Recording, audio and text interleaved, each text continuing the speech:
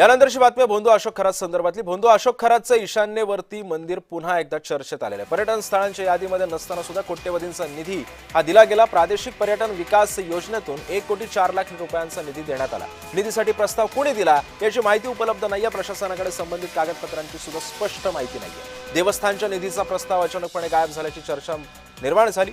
राजकीय हस्तक्षेपातून निधी मिळाल्याचा संशय निधी मंजुरी प्रक्रियेवरती गंभीर प्रश्नचिन्ह उपस्थित करतोय।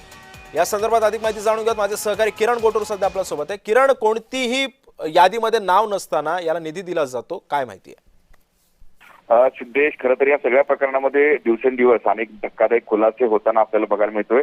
हा जो अशोक खरात आहे तो प्रशासन असेल किंवा अधिकारी असतील किंवा मंत्री लेवलचे जे लोक असतील अशा लोकांचा वापर कसं करत होतात त्याचं एक जे उत्तम उदाहरण हे म्हणता येईल।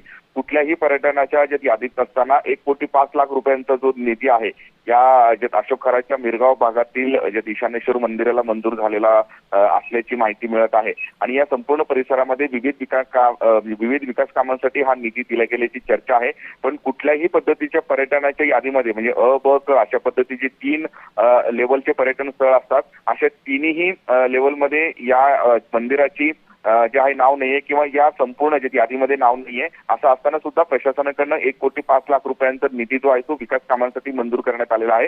आणि विशेष म्हणजे या प्रस्ताव कोणी पाठवला आणि कोणी ही निधीची मागणी केली त्या संदर्भात कुठलीही माहिती प्रशासनाकडे नाहीये। त्यामुळे नेमका आता हा निधी कशा पद्धतीने वितरित केला गेला, कोण वितरित केला गेला असे अनेक प्रश्न जे उपस्थित होत आहेत। पण कुठल्याही पर्यटनाच्या यादीत नसताना सुद्धा हे निधी दिल्या गेल्याची चर्चा आता सुरू झालेली आहे। नक्कीच किरण, तुम्ही सोबतच राहा। आणखी काही बातम्यांचे अपडेट्स मला तुमच्याकडून घ्यायचे।